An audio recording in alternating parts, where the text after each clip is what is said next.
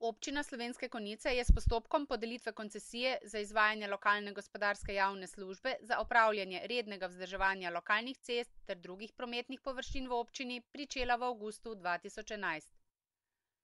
Predmet koncesije je opravljanje obvezne lokalne gospodarske javne službe rednega vzdrževanja lokalnih cest, objektov in naprav na, ob ali nad vozišči občinskih cest, ki so namenjene odvijanju prometa v občini Slovenske Konjice.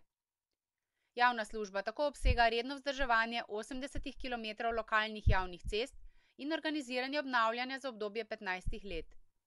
Na javni razpis so se prijavila 3 zainteresirana podjetja. Po izvedenem konkurenčnem dialogu in razgovori s predstavniki podjetij so bile oddane 3 ponudbe. 2 sta bili nesprejemljivi, saj sta presegali zagotovljena finančna sredstva določena v investicijskem programu za podelitev koncesije. Sprejemljiva je bila ponudba podjetja gradnje Marguč Aleksander SP, s katerim je bila v petek 26. oktobra 2012 tudi podpisana koncesijska pogodba.